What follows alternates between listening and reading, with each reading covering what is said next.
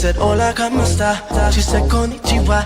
She said, pardon my French. I said, bonjour, madame. And then she says, say, and I say, no, lay. No matter where I go, you know I love them all. She said, hola, como esta? Said, konnichiwa. She said, pardon my French. I said, bonjour, madame. And she says, I say, and I say, no, lay. No matter where I go, you know I love them all. I'm feeling kinda young, I'm feeling reckless. Let me hold you, let me grab you by the necklace. I'll show you what the good loving and sex is. It turns you on when I got you feeling helpless. And I'ma eat you up for dinner, lunch and breakfast. Bring your friends along cause they are on the guest list. We can fool around I'm breathless. Hold off the drinks, I'm about to feeling selfless. She's telling me this, she's telling me that.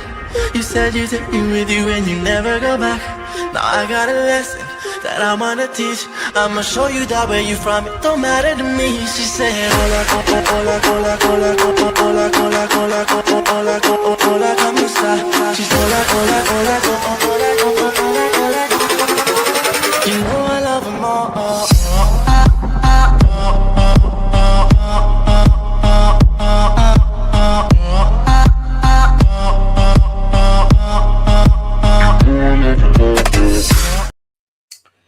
Good evening and welcome to Loaded Mag NUFC. Boy, what a day. What a day. It never stops on Loaded Mag NUFC, and it hasn't stopped from right early on this morning all the way to now because we have more breaking news to talk to you about regarding Newcastle United's manager. But first of all, Daz, didn't get too much chance to speak to you this morning, but how are you, fella? How are things? Crazy, mental day. It's not over yet. This day is not finished yet, by the way. This might not be the last show I've loaded tonight. Mental. I can't have my breakfast at 1:30, and I'm just after having my dinner because I don't think I'll have time again to have something. But after the whirlwind this morning, onto the news now, and we know there's more to come. There's more to come. I actually, when I got that one from you, Pete, I was setting up the other show. There was too many things happening. I have another show ready to go when that news drops. But Pete, I know you've been busy as well. Oh, I'll just say to you before we went live, this is meant to be my day of chill, and it's been everything but that, I have to say. But it's been I have to say, Das, it's been a day of sort of like mixed emotions, really. Mixed emotions with regards to the whole situation with Eddie Howe, obviously leaving the club. I'll ask you in a second, actually, about that, because we got a brief opinion from you, but we'll talk about it a little bit more. But obviously, Eddie Howe leaving, then the whirlwind straight after that, that Matthias Jaissle is going to be in contention to be the number one target. And now the reason why we're doing the show is that things are absolutely moving on that. It's been a bit of a whirlwind, but mix of emotions. But I have to say, Daz, particularly with the show that we're doing now, talk about Matthias Jaissle, there's an element of excitement there about him. You know, we want to know a little bit more about him, which is why we've done this show tonight, to bring that bit of additional information to you all, so we know just that little bit more of what's going on. I like the way you brought me into focus there, Pete. Don't talk about the other stuff. Talk about what we're doing to be talking about. But yeah, we'll be a bit of both in there maybe as we go through the show. But it has been, and it was shock. It was a shock. Look, we said. I was thinking back then to what you said at the end of last season. What we should have done is announced that he was leaving and give him a proper send off at the end of the season. Then things would be a bit more structured. Just not the way it has worked out, of course. And then, you think we've gone so far into the through the summer already. It is mad making the change now as well, but it is what it is. And I suppose I was chatting to Keith Patterson there, friend of the channel, Keith, you kind of think this probably is the best thing for everyone as well. You know, a complete restart. I'm not using the word rebuild anymore. Restart is what this is. Complete and utter restart. And then you go looking into a bit more about MJ, as I'm going to start calling him from now on. MJ, not Michael Jackson, but Matthias, Jaissle, even. It'll take me a couple of weeks to get my head around that one. But look at what he's done in the past, and we'll find out a bit more about him today, I'm sure, in this show. Even more so now, I think, Pete. But yeah, that's how my head's been. But interesting to find out that little bit more about him, MJ. Absolutely.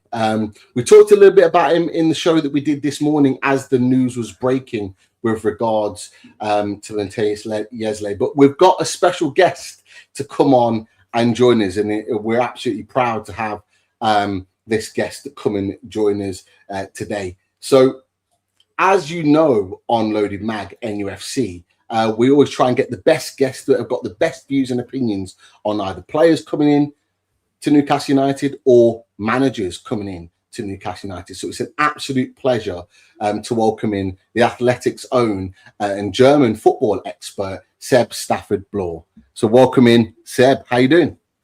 Hi, Pete. You know what? First of all, you owed an apology from me because you messaged me ages ago and it was in my Twitter spam folder. And I'll be honest, I'm too afraid to look in that folder a lot of the time just because you mentioned good football opinions. I've got some bad football opinions. People shout at me when I write them, and I don't want to look in that folder. But unfortunately, every now and again, as a result, someone's a victim of that policy, and it happens to be you. So I'm so sorry, but I'm glad to be on this time. Not to worry at all, and it's a pleasure to have you on. Really value your opinion on all things sort of German football, and I've followed, your opinions around the likes of Torre, who's a new signing at Newcastle United, and various other players over the years. So we're great to have him in with us tonight. So just really quickly, we talked about the links and the interest with Matthias Jaissle. This morning, it was reported by Ben Jacobs with regards to the interest, as well as that. Fabrizio Romano talked about it. And then later on this evening, very, very recently, we got a here we go from Fabrizio Romano that the deal has been agreed. Lee Ryder of the Chronicle does talk about the fact that they are still trying to work on Matthias Jaissle in place to be with the team in La Manga for the pre-season tour. So that is where we are at right now. But there's a big question out there, Seb, that a lot of Newcastle fans are thinking at this moment in time. It became a shock when Matthias Jaissle was considered the number one target. But those that know him aren't that surprised. Can you tell us a little bit more about Matthias Jaissle, his career, his path, but also what he could be bringing to Newcastle United this season ahead? Yeah, sure, Pete. Do you want me to do the full CV as quickly as I can? Is that best? Or absolutely. Okay, so I suppose best place to start with Matthias Jaissle is his playing career. He played for Hanover. He was a centre back. He was actually a German under-21 international, but he suffered what proved to be a kind of a career-ending knee injury. Suffered a cruciate ligament injury. He was in his mid-20s, and he got the opportunity to work as a sort of, not quite an internship, but a kind of a coach graduation program under what was then Ralf Rangnick's RB Leipzig. And as part of that, eventually he became the assistant coach of the club's under-16 teams, who were coached at the time by Sebastian Hoeneß, now of Stuttgart. And yeah, he got those opportunities. He also, at one point, he was the assistant manager at Brøndby up in Denmark. Came back to do some coaching at Red Bull Salzburg, where he was a youth coach. And then there was this sort of chain of fortuitous events that benefited him. First of all, Bo Svensson, who was then the coach of FC Liefering, which are their Salzburg's feeder team. He left to take up another job, and Jaissle moved into his role. And then Jesse Marsch, do you remember that great season with Erling Haaland in the Champions League? Right, so off the back of that, Jesse Marsch goes to RB Leipzig to become their head coach, and Jaissle moves into his role. And it goes tremendously well, right? Like he wins a double, He wins the title in his second season as well. So we're up to 2023. They qualify for the Champions League knockout rounds for the first time in their history, which is quite something, right? Because if you think about what the average opponent that Salzburg faced, which was typically tactically in a kind of low block, then adjusting between the Austrian Bundesliga and the Champions League is really, it's a test of coaching versatility. Yeah. Anyway, July 2023, Jaissle's stock is as high as probably any young coach in European football. He's 33. And then he makes this incredible decision. He decides he's going to go to Al Ahly in the Saudi Pro League. When I interviewed him, I said it's a huge risk, right? You're taking yourself off the radar and away from everybody's awareness. And he said, yeah, but financially it was too good an offer to refuse. And he was very blunt and very honest about that. He also spoke about the challenge of coaching in Saudi Arabia, but also the challenge of coaching an Al Ahly side, which were kind of half populated with domestic Saudi Arabian players and then half with stars, because they're one of the PIF clubs, of course. And I forget he was there when he arrived, but that squad during his time in Saudi Arabia contained Roberto Firmino, Frank Kessié, Edouard Mendy. Do you remember the ex-Chelsea goalkeeper, the one that the Champions League with them? Yeah. Ivan Toney is still there now. So my point being, right, is there was a level of player that he didn't have access to at Salzburg. He went over there and he was very successful, actually. I mean, in 2025, he won the Asian Champions League for the first time in the club's history. That was the first time Al Ahly had won a Continental Cup. And then 2026, he repeated it, did it again in I think it was April. Forgive me if I've got that wrong, but I think it was April. It was. Yeah. And here we are, right? And all this time, I suppose the person, I mean, we've mentioned the Red Bull pass, so you can kind of guess what the football looks like. Mm-hmm. The person is a pretty strong personality. I have interviewed him and spoken to him. I think what you'll like is he likes to talk about the technical detail of football. So if I were a journalist covering Newcastle games, I think I would enjoy the press conferences, because he's the kind of guy who you can ask a technical question to and say, hey, well, what are you thinking there? What's behind that team selection? And he'll give you a non-platitude answer. He won't just be like, I felt like, you know what I'm saying? So I do. Really interesting. People have asked me all day, well, how do you think he'll do? I don't know, but I'm really interested to find out. And he is due an opportunity in European football, back in European football. I'm a little surprised he's gone straight in at this level, despite the PIF connection. But his performance in Saudi Arabia warrants an opportunity. So here we are.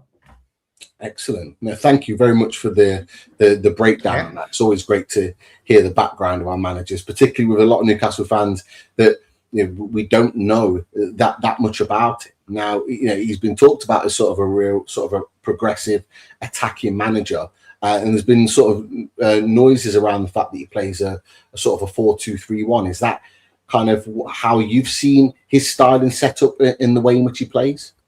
Yeah, I think so. Look, I'm not the world's smartest tactical mind, but the basis is like a 4-3-3, right? And then you can mess about with the actual details within it. So whether it's a 4-2-3-1, 4-3-3, whatever, I think part of that will be determined by the players available. Obviously, Newcastle have had I come in peace, but I am a Tottenham fan, so I'm sorry for that straight off the bat.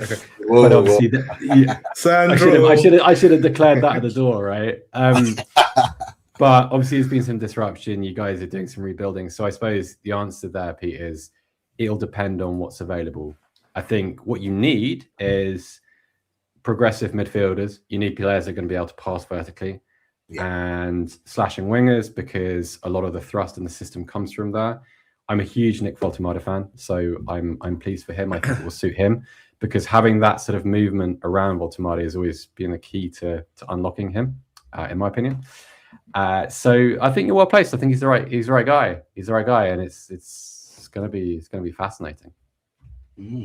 Definitely, really intrigued to see that. And you talked about Nick Voltemada as well, and you're saying that will be a good thing. There's a few people that are saying it might not be, because he plays such a whirlwind style of football, and people are worried that Nick Voltemada won't be able to keep up with that level of football, that pace of football. Would you disagree with that? Because I imagine you do, because you're saying it will be a good thing for him. Just in what way? Just to kind of give it a different perspective to those that think it won't be. Why Nick Woltemade may well, for the benefit of all of us, shine in this team. Yeah, so Woltemade's progress in Germany, and I completely appreciate the difference in standard between the Bundesliga and the Premier League. It's not going to pretend otherwise. However, he was at his best when he was surrounded by a flurry of activity at Stuttgart. Hoeneß is Stuttgart, obviously. So, Jaissle's former boss, essentially, when he was a head coach at for RB Leipzig's under-16s. Woltemade, what have you got there? Like a really good first touch, a really good creative mind, a skillful player. You got to inject some confidence, because what happened to him last season is going to have a little bit of an effect. I think that's fair to say. But that Stuttgart side, it moved quickly. It was a very 1, 2, 3 touch team, particularly in attack. There's a lot of players who were interchanging positions. There was a lot of ad hoc football, ad-libbed football.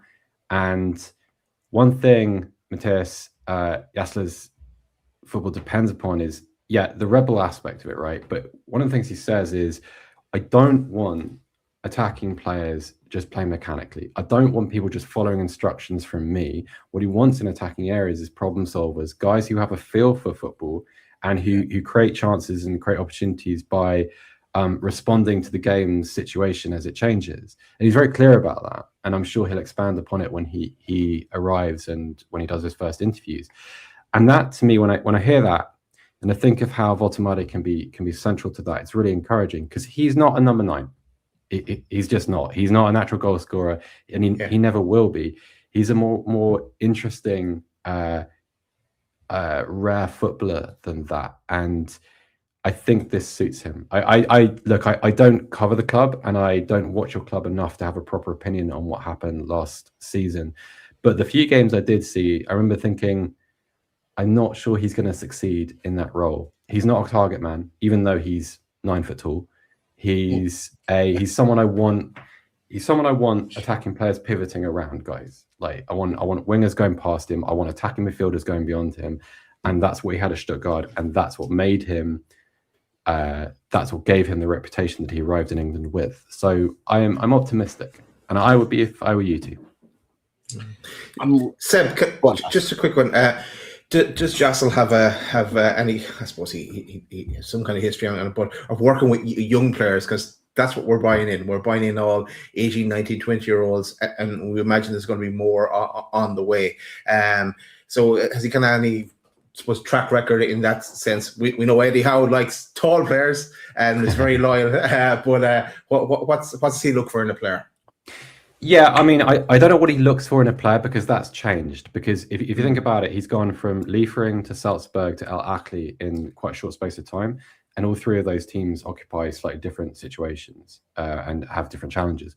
What I will say, Daz, is that when he was head coach in Salzburg, he had a good rapport with some of those younger players because he was so young himself. He was 33. He was 31 when he got the job, I think. I think I'm right in saying that. And so he was, among others, he was Benjamin Šeško's head coach there. And I think if Šeško would be asked about that time now, he'd be very positive about the working relationship. And so he certainly has that ability. You don't get a job within one of those Red Bull clubs unless you have the capacity to advance players, because that's their raison d'etre, right? Like you have to do it. Because otherwise no one succeeds. So yeah, anytime you have that, you're going to see a coach who knows how to treat a young person before they're a footballer, right?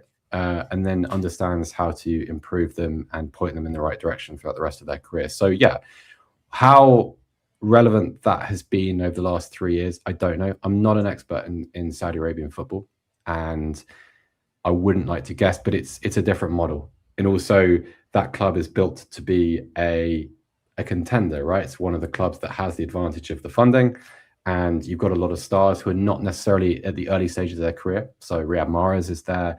We've talked about Firmino. Ivan Toney is not young. Edouard Mendy, Franck Cassier, these are not young players. So a different examination is what I would say. But he has that capacity. Otherwise, he wouldn't have had the career to this point that he has had. Absolutely. That, you know what, I was really intrigued when you were making your point about Jaissle with regards to his players thinking for themselves on the pitch and almost kind of problem solving. I heard something similar about a manager that I looked at, that if Eddie Howe was to leave during the season, that I would have wanted, in Cesc Fabregas. Cesc Fabregas talked very similarly with regards to Como and what he wanted his players to do. And I love what Cesc Fabregas did at Como and what he's currently doing. And so, without knowing too much about Jaissle, I'm really excited about that, because that is, you know, players are learning on the job. They're able to become educated and make logical decisions and problem solve on the pitch. It makes them become a better, more intelligent footballer. Couldn't agree more. And that is exactly what we need. And that's the point you made with regards to younger players. And looking at some of the players that we've just signed, Alaji Bamba, Sean Stir, for example, who are good technical footballers that were brought into the team. Another one that we haven't really talked about too much recently, but you may know a little bit more about him, is Bazamana Toure, coming from Hoffenheim. Like, how will he fit into this system? Knowing what you know about him as a player, do you think he's going to be someone that could potentially hit the ground running under Matthias Jaissle's sort of stewardship? Style of player, yes, because he's exactly the type of footballer who should profit. What I would say, worth kind of digging back into his Hoffenheim career, because he arrived halfway through the season before last. So I'm not sure whether are we last season, this season, next season. We're in that kind of weird end of July moment. So it's horrible. We did the same as well. Should we say last season? Winter transfer window 25, right? So that makes it easier. So he arrives at a time when Hoffenheim are really struggling. They are threatened by relegation, and they only just survive that season. And doesn't really adapt, doesn't assimilate, struggles a little bit with the Bundesliga. The next season he comes back. They're an entirely rebuilt side. They're enormously physical. They're conditioned probably better than any Bundesliga team in the country, with the exception possibly of Bayern Munich, and he really prospers. And the two things here: first of all, he prospers as a result of the rest of the team. He's a component player. He's not a soloist. But the other thing is that he grows and he develops and he adapts to the environment, and that's always the thing I like to see in a player, because you look at him and you think, are you big enough? Do you need to be locked in the weights room for a little bit? But actually, what he showed is that he understood things like how to temper his attacking ambition. Don't try and take too many players on, even though you've got the ability to do it. And I've read some of the descriptions of him, and I'm going to crack back against a few of them, because people have said this is just an attacking player, he's just quick. And I would say he has those abilities. He's also a really thoughtful player. He's a really creative guy who can see a pass and can see space and can see an angle. He's an excellent left-footed crosser, which is great. But there's more to him than that, and he can actually carry the ball through the central areas of the pitch, which not every wide player can do. And so when you match that with this need for a little bit of variety, then you think, yeah, you can do well. The other thing I say, and please bear this in mind, because when players leave the Bundesliga, I feel like an uncle, because everyone's gonna, they're gonna get to England, and after 3 games, you're rubbish, go back to Germany. I don't want that for him. Give him 6 months. Right, let him have his great games, his bad ones, his disappointing moments when he gets hauled off after 60 minutes, because that's what these players need. Like Florian Wirtz needed it, right, at Liverpool, and he was chewed up because he wasn't, at a world-class level in October. You have to give these guys the opportunity to adapt to what is a much quicker league, a much more exacting league physically, but also nearly every player that moves between Germany and England has to put on weight. I mean, if you look at some of those Liverpool boys last season, I think Florian Wirtz, Jeremy Frimpong, I think Frimpong has gained about 5 kilos since he arrived. And so you have to allow for these little adaptations, and he'll be no different. You'll love him because he's such an exciting player to watch. He was one of the quickest players in the Bundesliga. But there's a real craft there. There's a player that I think, I'm in my 40s, so I always associate Newcastle with slightly maverick players. Which he isn't, but he's also one of those guys that's the people want to watch football. They want to watch play football. The kind of the old-fashioned, I'll pay my money to watch him. And when he's carrying the ball, I think that's what you'll feel. So I think he'll suit Jaissle, I think he will suit you guys too. I think he'll suit St James's Park. Lovely. Great stuff. Have I given an impossible billing there? Like this world-class player is actually kind of a left-footed David Ginola. Sorry. We would absolutely love that, Seb. He's nothing like that at all. He's nothing like that at all. But he's a good signing. I think you'll love him. But this is why we like to have those that know players and managers better than we do. We like to get that sort of expert opinion, or certainly a more rounded opinion on a player or a manager, because as Newcastle fans, we might not be as well versed on those individuals. So it's great to get a perspective. And on Loaded Mag NUFC, we like that sort of down the line perspective. You know, coming on saying he's going to be the next Ronaldo and he's not. Like there's just no point, is there? Like it's just not. It's not the case. So it's giving us that real perspective, and that's what we appreciate, Seb. So we love that. But sorry, Dad. Just be patient. Just be patient with him. Yeah. Maybe I'll throw two midfielders at Seb. I know we're going off topic now already, but I'll go one close to home to Spurs and Lucas Bergvall, who we're linked with. Where'd you see him ending up? And then maybe one from the German league in Hugo Larsson that we're linked with as well from Frankfurt. I suppose, where do you think either of them may end up?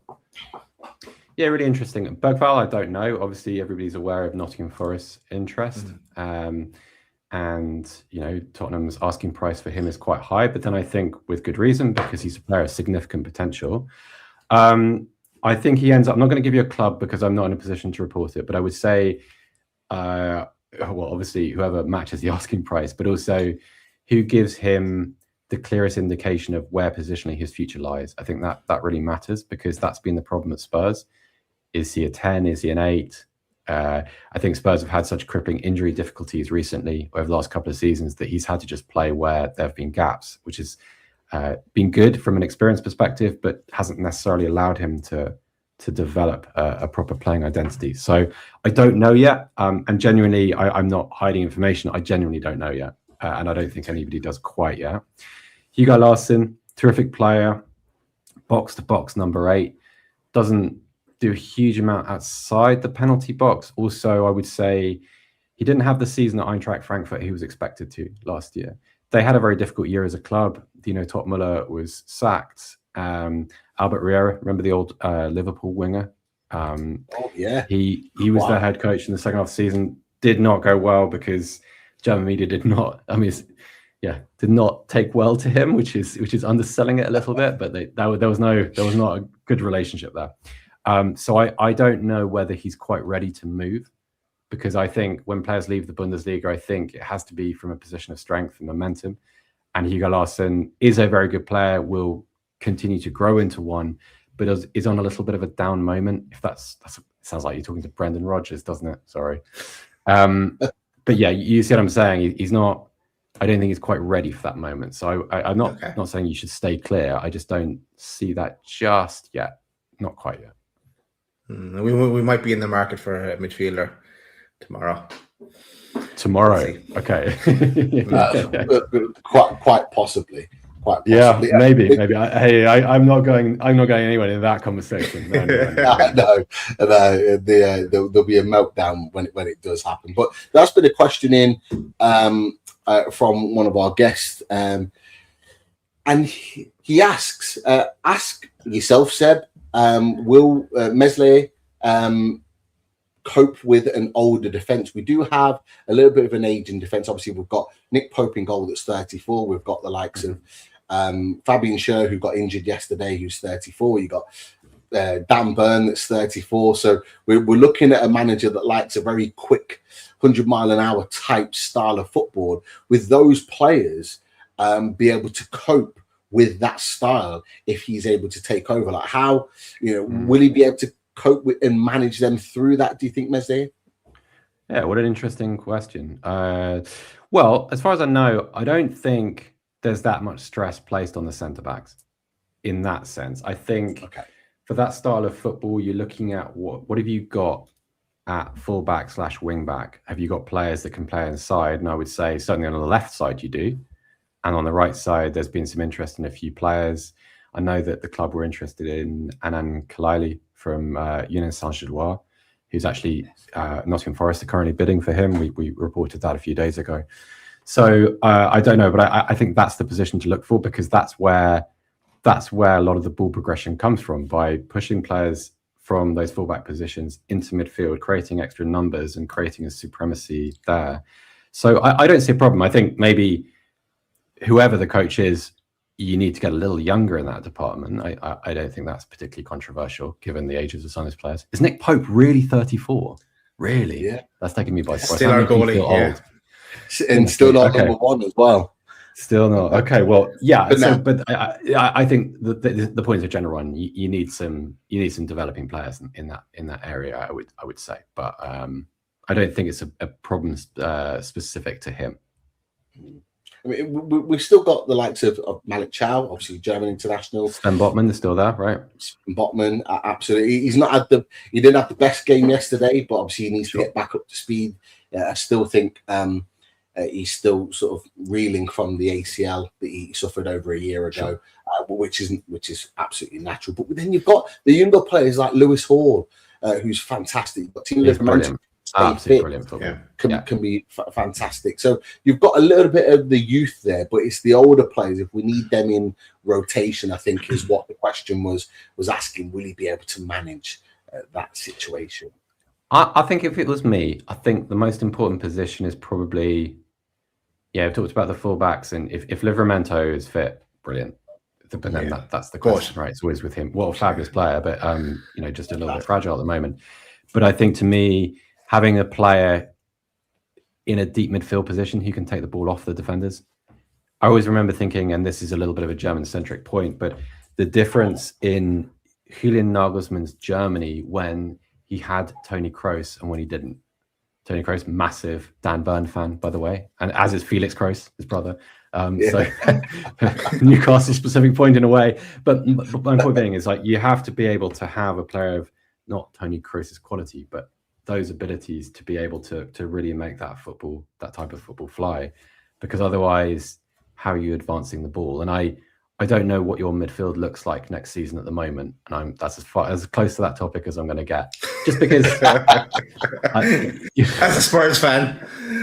Okay, I'm going to raise you on here, Seb, because we won't talk about players that may well leave, but a player that's been linked today you may well know quite well, João Palhinha. A player that you know well at Spurs. He has been linked today, potentially as a replacement for a player that we may well discuss tomorrow. But how would someone like Jaissle Palhinha coming in to Newcastle under Matthias, Jaissle, how would he face that? And would he suit that system or not? Very difficult to say. So there's a clear line between what João Palhinha can and can't do. And listen, I'm a massive João Palhinha fan. Tottenham get relegated without him last season. No joke. He is. He has my heart forever as a footballer. But he's not the very best in possession. He will tackle forever. I mean, he would tackle his way through a forest if he had to. Loves winning the ball. Loves kicking people. He's great. And he plays with absolutely everything he's got every minute he's on the pitch. And I love that in a player. I wonder whether if you asked him, if you didn't put him next to a player that could really pass, who could really, in the sort of the proper incisive progressive way, I think it's a little difficult. So he has tremendous virtues, and he's almost a perfect Premier League player. Like, unless you're Manchester City, I feel, or like Arsenal, I feel like he's the kind of Premier League player that every team should have, because there's going to be a point at which you're under pressure, you're away somewhere, and it's not going well, and you want a guy that's going to battle, and Palhinha is your guy. And every now and again, he'll score a ridiculous goal somehow. But he needs not to be in a team where, like, you're using possession. He needs not to be central to your passing ambitions, just because he can't do it. That's not his game. He's a sideways passer, really. So if he's next to a Sandro Tonali, cool. But if he's not, and you just want to, you can't play him alongside another João Palhinha, if that makes sense. You need some variety there. Yeah, like a Joe Linton, tough tackler as well. Yeah, if you've got Joelinton, you can't have a midfield that's Joelinton and Jalpolino. You can't. It just can't work. You can have one of them, but you can't have both. Yeah. Well, maybe again going back to Jaissle, like I know a few people were kind of worried when they heard, oh, it's not a big, it's a name they didn't hear about before. I'd say, I suppose, like, and I know you don't have a crystal ball, said none of us do, but from what's the incomings we have coming in, young players, from outgoings we have already and more to come, and what we still have to do in the transfer window. Do Newcastle fans have to be worried that we could hover near relegation next season, or just based on these on what you know of them to date? What a question! This feels like one of those moments when, like, in July 2027, someone finds a clip of what I'm about to say, and it ruins my career, right? I don't think Please so. be positive. Please be positive. Welcome to Loaded Mag NUFC. Well, I put it this way. Look, I think a couple of things. I think the league was stronger last year than it will be this year. First of all, right? I think, I don't expect Tottenham to be where they were. Well, I hope not, right? That'd be a disaster. So I can't. My heart, like, you know what? I had full head of hair at the start of last season, and now, and that's what football does to you. So, but also, I would say West Ham went down.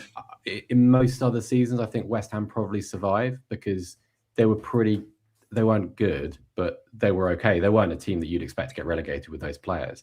So no, I don't think Newcastle are in danger of being relegated. What I think needs to happen, and you see this so often in football, is you guys need to reclaim some momentum, because it feels like there are so many stories which is negative. It's just this player's going, that player's going, and the kind of the air is out of the balloon. Whereas I feel like making a change here is exactly what needed to happen. I don't know the ins and outs of why Eddie Howe left. That was a story broken exclusively by David Ornstein, so that's his department.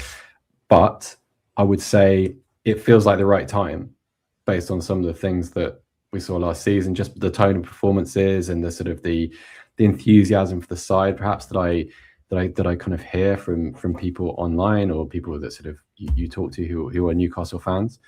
So maybe this is the moment at which you have a kind of, this is the next chapter of, God, I'm trying not to say the project because it's just such a terrible modern football word, but you know what I mean?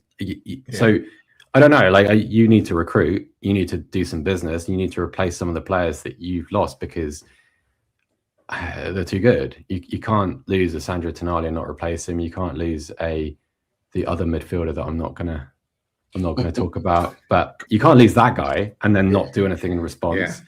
And then, you know, Anthony Gordon is gone. That needs, I mean, you've replaced him already, really, and I think with a good player. So no, I don't expect it to be a disaster. I think it's I don't know what to expect, but I think it'll be more positive, and I think there'll be more energy about it. And Jaissle, he has that. He's one of those guys. I think you're not going to miss him in the technical area next season. He's got a sort of a bit of the Arteta's about him in the way that he responds to the game. He's got that sort of slightly maniacal energy, but I think that's exactly what you need. I think that suits the environment where you play, like St James's Park. So let's see. But it's I have no problem with the move. I think there are some things at the club which need sorting, and that's not that hardly exclusive or controversial. I think that's clear. You need to rebuild the squad, but yeah, let's see. I've sat on the fence as best I possibly can. Yeah, I'm so sorry. No, that's a lot of words to say nothing. It was a tough question, and we do like to throw these guys because we call these one of these. You know what? That's a loaded question, isn't it? Exactly. I've done a lot of media today, so like you're getting the dregs now. I don't blame you. I don't blame you. There was one last question in here. Look, before we let you go, because Seb, it's been an absolute pleasure to have you on. Thank you so much for taking time on very short notice to come and join us tonight at Loaded Mag NUFC. We've got nearly 2,000 people watching the show on YouTube and on X, so thank you for everyone tuning in. Just that last question I had here, it's from Jay Carter, And Jay Carter asks, Seb, would Archie Gray be a good fit for Newcastle now? Now, obviously, he was linked earlier on in the summer, very briefly, by Fabrizio Romano. What do you make of Archie Gray, and would he be, whether we come back in for him or not is another thing, a good fit for Newcastle in this Matthias Jaissle system? Yeah, I'm a huge Archie Gray fan. Great person, great player, great professional. I think you could get a tune out of him anywhere because that's the kind of guy he is. I'm always remembering that in that sort of second Ange Postecoglou season where everything went wrong, he was having to play left back, right back, midfield, different midfield roles, centre back at times, and he never moaned, just got on with it. And I think every club could do with someone like that. I don't think he's going to be available just because I've been watching Tottenham's tour down under, and he's had a pretty prominent role with within a couple of these early Roberto De Zerbi sides that he's put out. I think he's captained the team a couple of times as well. So I don't think that one's realistic. But hypothetically, if that were to happen, yeah, absolutely. But then I think that's about as much as, he has a footballing ability to play forward and to carry the ball. If you go back and if Newcastle fans want to know a little bit more about him, go and watch him against Atletico Madrid in the Champions League last season. Go and look at the highlights of that game. He was absolutely superb. That's actually great. His very, very best in a role that suits him. And most Tottenham fans would say to you, he's never really had that luxury because of the injury difficulties. Yeah. He's just had to patch spaces all the time. But when he's playing in a role that suits him, he's magnificent. So I hope you don't sign him. Get your hands off. But a great guy and a great player. Any team would be lucky to have him. And just before we let you go, just very quickly, Matthias Jaissle, a good appointment for Newcastle, a kind of iffy appointment or a bad appointment. Where would you put that right now if you had to? I'm putting you on the spot here, so I apologize. Yeah. But how would you see that right now? I think it's an optimistic appointment. It's a bold one because you're looking at everything that can go well. You could have made a much simpler one with much less controversy. You could where you just plug some guy in, just a name with a good resume and a good CV who's been around the Premier League and he's done it all and no one can really moan about, but then equally no one gets that excited about. This guy will come with a vision and a determination to implement his football, and I like that. I know it doesn't mean it's going to go well, but I like the attitude and I like the outlook. And I've spoken to him a few times. I like talking football with him. I like the way he holds himself. He's self-confident. He's got healthy ego. Why not? Why can't it work? Like I applaud the thinking. How about that? Nice. I like nice. it. I like it. We'll take that. Didn't really say anything, did I? But there we go. Well, These journalists to get on, Pete. You've given us some positivity, and I hope it goes well. And I would, it doesn't matter if you interview someone as a journalist, you're not loyal to them as a result. I think it will go well. I just think here's the caveat. I think other things also need to go well, and it's not just the coach, and it never is, right? Because very good coaches have failed at Newcastle. And everywhere else, they need to be complemented with other things going well at the same time. Club needs to run well for a club to perform, always, never just one person. Agreed, absolutely agreed. And on that note, Seb, it's been an absolute pleasure to have you on. Thank you so much for coming and joining us tonight. For people that don't know where you are and where they can find you and find your work, do you want to just give yourself a plug before we leave? Yeah, I mean, forget that I'm a Spurs fan and I've taken your Tonali away. Because if you're gonna come shouting about that, I don't want to hear from you. But I obviously work for the Athletics, so I'm on there talking about German football or to do sort of broader stuff these days, but still primarily German football. I'm from the city of Kevin Keegan over here in Hamburg, and I'm on X at SebSB. I think, yes, that is. I should know that off the top of my head, right? But yeah, so you can find me there if you're nice. If not, then I shall condemn you to the same spam bin as you found yourself in, Pete. I did. There was someone in the chat. I think Daisy might have put it as or started it as a comment, and I can't find it now. But someone said in there that you did it on purpose. I did do it on purpose. I think I was being spiteful. I saw him and I just thought, don't like this guy. I don't like being asked to do stuff. So, and then I'll come up with this elaborate but very believable excuse when I do actually eventually talk to him. Who's this Newcastle fan? Eh? Who's this Newcastle fan? Yeah. But Seb, absolute pleasure. Thank you. And hopefully, if we're signing or delving into the German market even more for other players between now and then the window, we'd love to have you back to talk a little bit more. Of course. Just Keep let up me the know. great work. Thanks, guys. I enjoyed it. I recognized your voice. It took me 5 minutes, but I recognized your voice from the Athletic podcast. So that's our quick flip. No, well, thank you very much for having me. And anytime you need me, just give me a shout. And enjoy the rest of your summer. And I hope it's 34 degrees here, so I hope it's cooler wherever you guys are. Because just a little bit cooler. Just a little bit. Have a nice evening, guys. You take care, Seb. Seb. Speak to you soon. Brilliant to have Seb on. Brilliant stuff. So that's Seb Stafford-Bloor of The Athletic. He's a German expert. We like to bring the best guests to you. We've got nearly 2,000 people in the chat. This is what Loaded Mag and NUFC do. If we don't know all the details about players or managers, we bring them to you. And Seb is as skilled as they come and as knowledgeable as they come. And actually, he's talked about it tonight, Daz. He spoke to Matthias Jaissle yesterday on more than one occasion. So who better to ask about our new manager in the making than a guy that spoke to him and knows him quite well? Exactly. And it's Matthias Jaissle, not Jaissle, as I've been calling them for the last hour. I've been holding the laughter down. Every time you say it, I've been Jaissle. That's why we went MJ to begin with. But yeah, there's another 2 weeks of that and I'll get the name right. But it must have been short notice to get him on, Pete, because I only knew 30 seconds before we went live that he was coming on. So fair play on Seb for coming on and joining us. So absolutely. Chris Hall might join us at some time as well. Don't worry, he has not gone with Eddie Howe, but someone that may go with Eddie Howe, or we think we will go with Eddie Howe. And Sarah Hughes says, is Jason Tyndall gone as well? Backroom staff all gone? I don't think they're gone yet, but we haven't had the official. Well, we have the new manager, but we haven't had the goodbye Eddie yet from Newcastle United. But I do get the impression that the reason why we haven't had it yet is because I think the club will want to do some sort of package with him. To just bring it out in a statement for a manager that's achieved what he's achieved at Newcastle and done what he's done over their 4.5 years.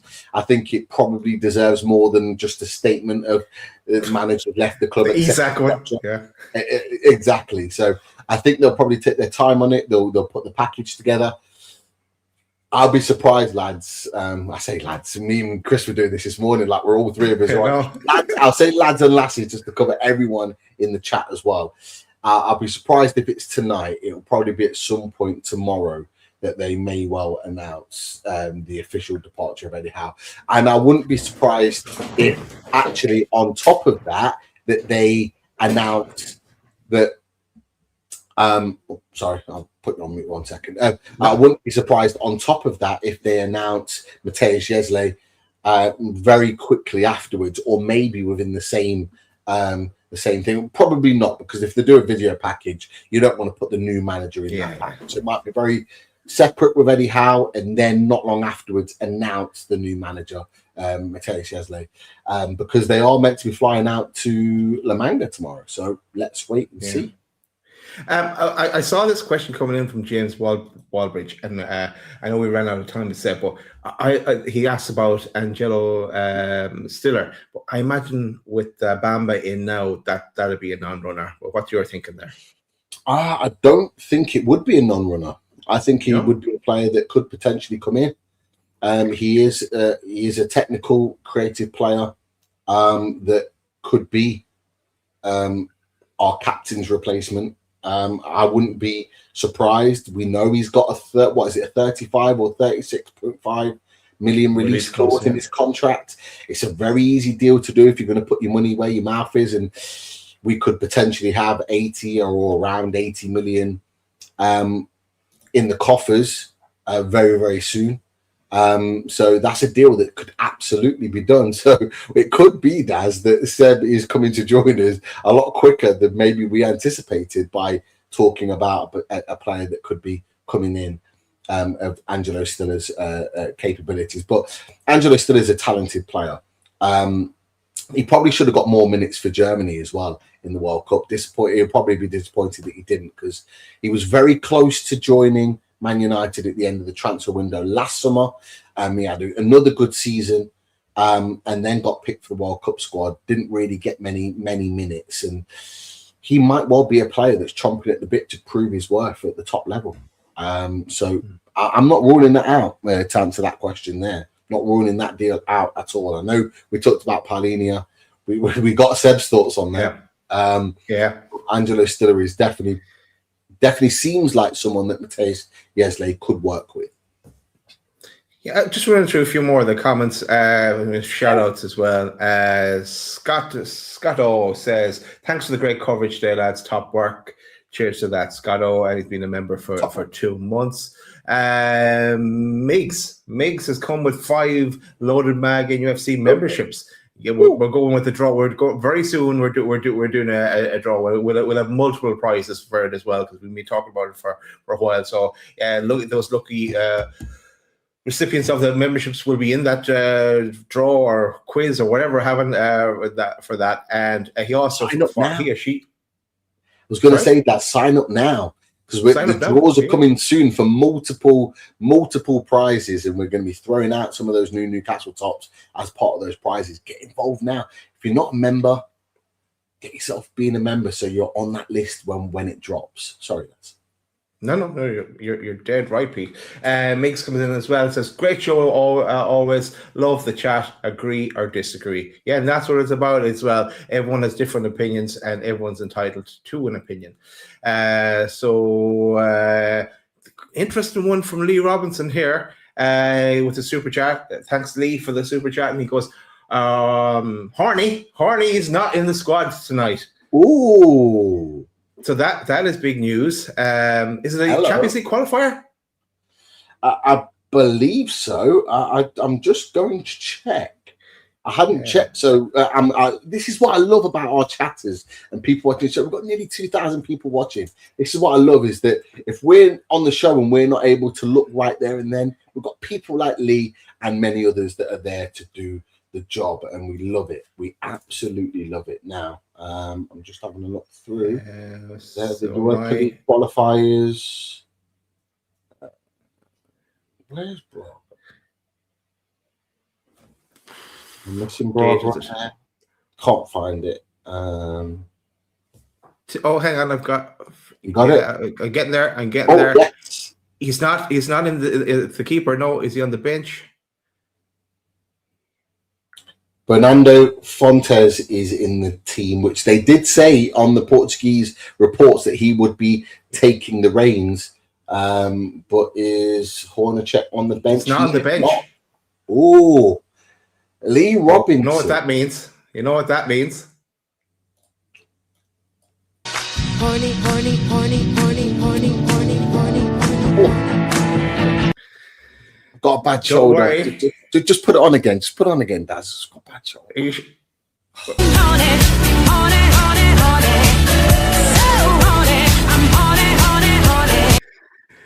That's coming, Lynn. Don't worry, Lynn. It'll be the intro for when we announce Horny as our new number 1 goalkeeper. Hopefully. So many more shows to come on this channel. There's a lot to come in August, and even maybe a few tomorrow as well. But back to the comments. Thank you very much, Lee, for that information. Right, where we go next? One from Lee Toffs there. Interesting one there that you're after tagging. He says, Ivan Toney on loan. Eddie hated a loan. This guy wouldn't care. Oh, interesting one. Very, very interesting with regards to that situation. Now, the reason why that's interesting, Daz, is that we know that Eddie Howe did not like a loan. Hate them. Who's to say Matthias Jaissle is very much keen on a loan? Who's to say that he would accept a loan? This is where it's interesting, because we might well look at players on loan that we wouldn't necessarily before have looked at because Eddie Howe didn't want it. So that in itself proves very, very interesting. It is. So then that kind of links in from the comment from Siler Hugh as well. It says, do you think the transfer strategy might change slightly now? And it was linked also to the question that something yourself and Chris spoke about. Were we signing players for an Eddie Howe in Newcastle, or were we signing players for Matthias Jaissle in Newcastle? That was the question you had earlier. Well, it's something that I'd said earlier in the show this morning. Sorry. Exactly. Point that I made this morning is that I wouldn't be surprised if that was the case, because just hearing the noises and the people I spoke to this morning, including after the show, I spoke to Charlie, who gave a glowing reference of Matthias Jaissle as well. And Charlie, obviously a Chelsea fan, been on our channel many a times. He is somebody that follows the Saudi Pro League quite a lot, and he actually goes over there to watch matches and is very much invested in the Saudi Pro League. He talked about Matthias Jaissle a lot, and the way in which everyone that I spoke to talked about him with regards to working with young players, developing young players. And then you got Seb talking about what he talked about tonight with regards to players thinking for themselves, almost problem solving, etc., etc. It was like, have we actually signed these players for Eddie, or is he just kind of like the person standing there at the time, but really it's for the manager coming in? Wouldn't be surprised. Would not surprise me in the slightest. Wouldn't not surprise me. However, I think it might be the same thing, but I'm seeing from Sports Witness that we're paying 13 million euro compensation for Matthias Jaissle. I have not heard of any money that we're paying for him, so that is brand new news to me. Yeah, he's stated that he's a release. Now that mightn't be accurate, but that's what the information is coming out with. You see, that seems rather steep. But you're saying that with the Saudi, that's it's big money that you probably we could do a deal. Do a deal. Yeah, quite possibly. Yeah, that's not a player this time, so yeah, maybe it's something like that. Who's this fella? Hey, welcome, Chris. Do you know what? I was laughing my head off. So obviously, you probably, I don't know if you spoke about it or not, but I'd agreed to go and have a Toby Carvery, so I obviously couldn't join the show, and I'm just coming back now. But it was dead funny because I'm in the Toby, and I thought, right, I'll get a tweet sent out for the lads, the live and all that. Now, about 20 minutes before I went, I was on X and I seen TalkSport, and there was this fella talking about the new manager, and I was like, oh, brilliant, yeah. And then we tweeted the show. I looked and I was like, that's the fella I've just been watching. I was like, he's on Losers. So yeah, I was buzzing with that, So I can't wait to watch that Bat Boys. But as always, Losers, just getting on the people who know. Love it. Absolutely love it. All right. There's the news as well, Chris. You might have missed it that Horny is not in the squad tonight for. I think my shoulders off again. Yeah, do you want me to do it for you one more time? I haven't seen it. Yeah, we're gonna get ourselves in trouble here. Horny, horny, horny, horny, horny, horny, horny, horny. Yes. If we can sign now, we're going to go right tits. But anyway. What were you just talking about then, by the way? Because you were talking about Saudi and money and. Yeah, just a report I clicked on about a potential 13 million release clause that Newcastle may have to pay unless we can negotiate that down some way. So we'll see. Love that, Josie Day salute. Love that, mate. Love that. Do we want to go to the other topic? I know we're not going to go in detail, but do we want to go there, or do you want to keep this positive? Oh, the other topic. I see. Oh, right. I've said over a bad time, haven't I? Hey, got to talk about that. Well, look, I'll ask you boys the question.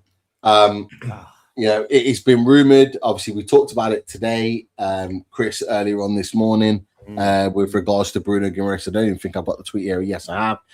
From Luke Edwards, he says, "How believes Bruno Guimaraes will be sold this summer? That was the final straw." In your opinion, is it just the case of clock ticking on when Bruno Guimaraes signs for Arsenal, or do you think there's going to be some magical turnaround in which he turns up tomorrow for pre-season training with Newcastle? How do you see it, boys, with regards to this situation? Chris, I'll come to you first. You've just jumped on. How do you see that situation with Bruno Guimaraes unfolding? And he's in red. Well, I've got to be careful, haven't I? Because obviously this morning I gave my opinion on Bruno, and I can't say it's changed. I think it all hinges on tomorrow, boys, and we've been saying this now for a couple of weeks, haven't we? It all hinges on tomorrow. If Bruno Guimaraes walks through the door tomorrow, I think there's hope. If Bruno Guimaraes doesn't walk through the door tomorrow, I think he's done. I think he's gone. That's not me saying I think he'll definitely stay, but I still think that there's a slim hope. And I know Luke Edwards there has just said, or said earlier, that Bruno Guimaraes was the final nail in the coffin, so to speak. But I don't know, because a big part of what I've spoken about, what we've spoken about on this channel, is the possibility that the players have down tools. The players no longer believed in Eddie Howe's methods, no longer believed in Eddie Howe's vision. Now, if you change that vision, if you change the person who's in charge, does that change your thinking about the club? And by that, I'm talking about Bruno Guimaraes. Does that change things? I don't know. Maybe it doesn't. Maybe it doesn't. Maybe it'll get announced that he's leaving and off he goes. But as we've all collectively said, boys, and I think we said this on the previous show, not this morning, but the previous show too this morning. Let's be honest. As much as Bruno's a fantastic player, we love Bruno, we rate Bruno. Bruno, is our captain. We absolutely adore him. At the end of the day, it doesn't escape the fact that he's turning 29 in November. He turns 29 in November, and if we're getting 80 million plus for the player who turns 29 in November, I think it's good business. I really, really think it's good business. No matter how important he is, no matter what he means to Newcastle United. He means everything to Newcastle United, as we know. But players come and go. We've had it previously. We've had Les Ferdinand leave. We've had David Ginola leave. We've had Andy Cole leave. We've had Gaza leave. Waddle leave. The list goes on. And it's I as much as I don't want him to leave, I don't want him to go. I'm not sitting here saying, "Oh, I hope he goes," but I'm just trying to see the positive. And let's be honest, over this past 18 months or so, maybe slightly longer. We've lost Alexander Isak, we've lost Sandro Tonali, we've lost Anthony Gordon, we've lost Eddie Howe. It's like, how many more curveballs can be thrown at us? And like I say, if anything, I think the way I'm looking at it now, one, it will be the end of this saga, so we don't have to talk about it anymore. And two, new manager coming in, new players coming in, new season. It's like, I do think, having a change in direction, having a new manager does soften the blow a little bit for me, because it's going to be a new season. It's going to be a new start. Would I like Bruno to be part of it? Absolutely. I'm not going to sit here and say, "Oh, I can't wait for him to go. I want him to go." It's not like that. But this is a new Newcastle United. I said to the lads, I was winding them up in the chat, I was like, for me now, this is Newcastle United 2.0. That's the way I'm seeing it now. I think this is the new element of. We kept getting asked on the channel, didn't we? Is this phase 2? We're definitely in phase 2. Phase 2 is happening right now. So it is, Chris, and I'm sorry. Pete, Yeah. I know I have it. I've seen it as well. It doesn't end there, Chris, and it's not what you're thinking. Go for it, Pete. It's you talked about other players. What could possibly go wrong with regards to more players leaving the club? Well, I'm going to throw you one more because Joe Linton, Craig Hope's reported in his piece that's just dropped in the last hour. We can reveal that Joe Linton has told Newcastle his wish to leave to move to Saudi Arabia in the weeks after the close season. that offer is yet to materialize. Gordon is gone, obviously Barca, Tonali is gone. So we now know, on top of Bruno Guimaraes leaving, is that Joe Linton has also asked to leave the club. That is the additional bit of information that a lot of people, we've got 2,200 people watching the show right now. Thank you for joining in. And you may have not seen it. Some may well have seen it. Thank you for watching, people. Give those likes, and if you're new to the channel, subscribe, of course, to Loaded Mag NUFC. But yeah, the new news, Chris, to add to what you've just said, is that Joe Linton has also asked to leave the club, and may well be sold. So I might start smoking, Chris. Can I borrow your vape? Mate, hey. It's always there, Dazzler. No, do you know what? Again, I'm sorry, I'm going to continue here. Thanks, Lee Robinson, by the way, for the super chat. Oh, yeah, cheers, as well. Thank you, mate. Yeah, boys, listen, again, maybe I'm just like absolutely hyped up. Maybe it was that roast dinner and Toby Carvery, who knows? But how often have we been saying in this last 12, 18 months that Joe Linton needs to be moved on? And weirdly, we heard the Saudi links, didn't we? And we were going, Saudi links? Where's the Saudi links? We wouldn't sell to Saudi, surely, because obviously, we're not allowed to sell to certain Saudi clubs. Well, that's where the rumours come from, isn't it? Well, so clearly, he's been in negotiations with someone. Sorry, Pete, go in, mate. Go in. I was going to say, interestingly, someone mentioned in the Mags Down South chat that actually our first dealings with Saudi since Alan Maximum moved is Matthias Jaissle. Yeah. Yeah. How long has that been? What was that, 22? He left in it the summer of 22? He left the club? Yeah. He didn't stay for... Oh, did he stay... Oh, sorry. No, he didn't. It was 23. It was the summer of 23. He didn't play in the Champions League. Maxi stayed to get Champions League, but he didn't play Champions League. That's the one. So, yeah, since the summer of 2023, we have not had any involvement with Saudi until now. Now, obviously, we already know, we've talked about it, we've covered it. The money that we generate from the sale might not go towards SCR, PSR, however it sounds. So we might. But Pete, doesn't that depend, Pete, on which Saudi club we sell to? Because the reason was PIF owned clubs. Now PIF have sold. Did they sell 1 or 2 clubs of the 4? They've only got 4. Yeah. So it was Al Hilal. Yeah, that was the club that is now not PIF owned. So yeah, or if it was another club outside of PIF, actually that's a great point. It would count because it's not a direct PIF club. So it doesn't specify in Craig Hope's piece which Saudi club, but he just literally says, as it says on there, it says exactly that, exactly what it says on here. And I'll put it up again for people to see.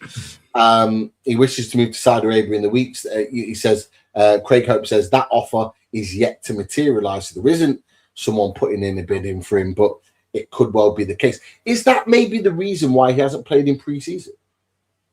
Could well be, because they were saying that it was going to be linked to that linked to like saving him and keeping him, just to be probably play him in the later preseason games so that he doesn't fall over at the start of the season. But it kind of ties in now. But boys, like say, we've been saying for a while now, Joe Linton, I probably sound like a broken record. We love Joe Linton. Joe Linton, has been fantastic for us. Obviously came in as a number 9. We then give him a number 7. We dropped him from striker to midfield. He did his job. He done what we needed him to do. But technically, as a footballer, he's not to the required standard, boys. He's just not. We know that. And with this new manager as well, like Eddie Howe got him to a midfielder, and the new manager MJ mightn't see him as a midfielder or a striker or anything else. So I want to go back to the Bruno topic, because the J7 is just maybe speculation at this moment, but so is Bruno, I suppose. But I was 99% sure when Chris started talking. I'm now 101% sure that Bruno is going to be gone. He's going to be gone tomorrow. What did I say? Yeah, no, it wasn't what you said. It was just as you're speaking that they're reading Joe Linton news, and just it all ties up. There's everyone is leaving, so there's nothing for Bruno won't stay now. He's upped at another level again. I think it's all kind of coming together, and also with the talk that there's a potential fee that's doable from our side now as well. I don't know. I think we're getting very, very close to it, boys. So much so I've done a poster on it earlier, but then again I've done a poster for James Trafford 3 seasons in a row, and for James Madison in the past. So don't take that out. No, Pete, I'll come to you first, but just now reacting. Obviously, we need to hear your thoughts as well on Joe Linton and Bruno. But just a quick question: how much are we commanding for what's your Bruno price and what's your Joe Linton price? I think if it's a deal in the £80 million mark, I think it will get signed off. I think if Newcastle get a deal anywhere in the £80 million mark, they'll sign it off. It makes me feel like Eddie was pushing to keep Bruno, and it makes me feel like now he's gone, the club are more open to seeing that move happen. To just kind of it's almost like it's putting a close on that chapter of Newcastle United, and with Joe Linton actually potentially going between now and the end of the season, that is something that it is absolutely putting a close on that chapter. Will it potentially go? Murphy potentially go, and that is literally that team that created what it was created in the 4 years or so previous. So, in terms of a fee for Joe Linton, no idea. I think it would all depend. He signed a new deal not long ago. I think he's got 2 years like Bruno and like 2028 before he signed the new deal. Yeah. Okay. So he had 2 years as well. So it is a balancing point. It's the tipping point for a lot of players. And Bruno and Joe Linton wasn't talked about. Bruno wasn't talked about either, and Barnes wasn't talked about either. But they're all tipping points. Barnes signed a new contract. We don't know what's happening with Tino Livramento yet, but then Bruno, we kind of think what's happening next with that. You've got on top of that Joe Linton that wasn't talked about at all, and now he's in the position where he's asked to leave the club. So I mean, look, I almost think it would depend on which Saudi club comes in for him. If it's an established Saudi club that's not PIF, that's at the top of that end bracket, we may get a decent fee of maybe around 30 million plus. If it's a Saudi club that's not of that ilk and maybe doesn't have that same amount of money, it might be something a little bit less, and not massively less, but a little bit less. We should still be commanding minimum 25 million for Joe Linton, in my opinion, just because it's a Saudi club and they can offer more money. And if you look around, some of the money that's been bandied about with Saudi clubs recently, like, why should we not get a piece of that pie?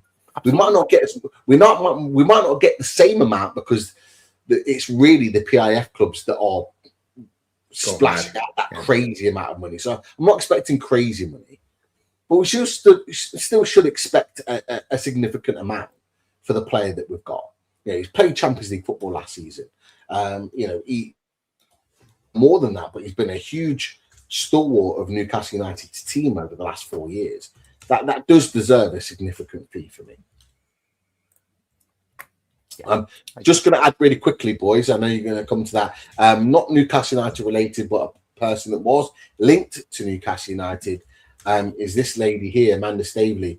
Mark Ziegler has reported that Amanda Staveley's consortium is close to a 25% stake in West Ham, which could signal a possible takeover of the club. So that's something that Dan Lawless is jumping up and down for, probably right now. Although he's just messaged me, what has he said?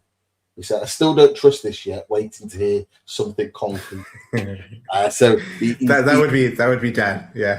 He's on tender hooks. He was ready to go mad, but not quite yet. But that's just something non-Newcastle related that's happening with Amanda Stavey, of course, who was previously with the club.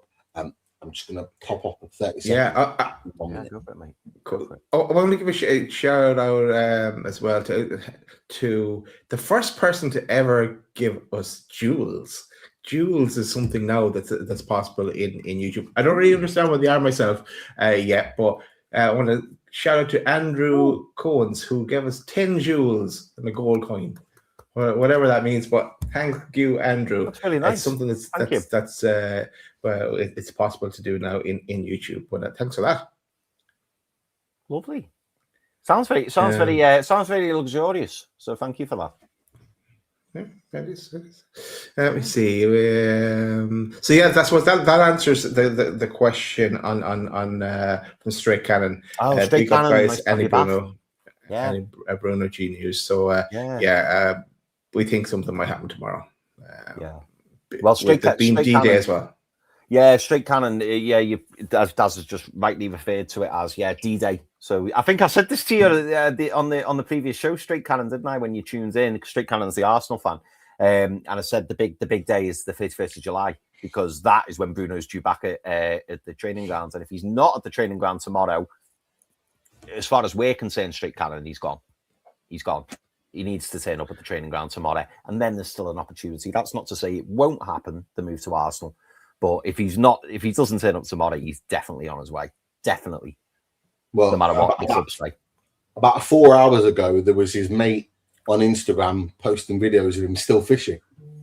So he ain't anywhere near Newcastle right now. What hat was he wearing? Yeah, what hat was it? The same hat with the Newcastle badge at the front. Oh, it was the same hat with the Newcastle badge at the front, but that was about 4 hours ago, because it was an hour ago, obviously just before we came on live, that I saw it, and it said on his friend's Insta it was from 3 hours previous that he'd put it out there. So he was wearing the Newcastle hat at the front, but he looked like he was fishing, having a great time, nowhere near. Of Bruno's goals for Newcastle. Oh, okay. I've not seen that. No, I've not seen that. But yeah. For me, he's gone. He's gone. I don't see him. If Joe Linton's asking to leave, he's asking to leave for a reason that's very, very clear. If Bruno's asked to leave, Joe Linton's asked to leave. Nobody really talked about it, really, but everyone was kind of like talking about Bruno. But everyone was thinking, well, no one was really thinking about, what's Joe Linton going to do? Because he's obviously made a massive connection with Bruno. And is he now thinking, well, if he's going to go, I'm going to go, kind of thing, and move on? So, and obviously, Travoy has mentioned it as well, which we've just talked about. Travoy, we've put it on the screen earlier. The news that Joe Linton has asked to leave. Bearing in mind, it was at the end of the season, and nothing's materialised yet. So let's wait and see on that one. If Wisa wants to leave, I'm okay with that. I'm okay if Wisa wants to leave. But sorry, go on, Chris. He's not going nowhere, mate. I'll tell you now. He is not going nowhere, Johan Wissa. Not with his book value. Yeah, maybe low. Yeah, that's a possibility. But no, Jason C is on my page here. Jason C is on my page, and I want to ask you boys this. New captain, but who? Because when Pete and I were talking, we were saying maybe Joe Linton, but maybe not. So who now? Can't be Murphy. Cannot be Murphy. No, it's not captain material. I look. I don't think Murphy stays at the club personally. I think they're moving on. But for me, I find this very hard because I'm looking at. I know we've talked about Lewis Hall, Miley as potential options. I feel very uncomfortable giving them extra responsibility. I think they just need to focus on their own. I mean, Miley just needs to focus on getting fit right now, let alone being the captain of the club.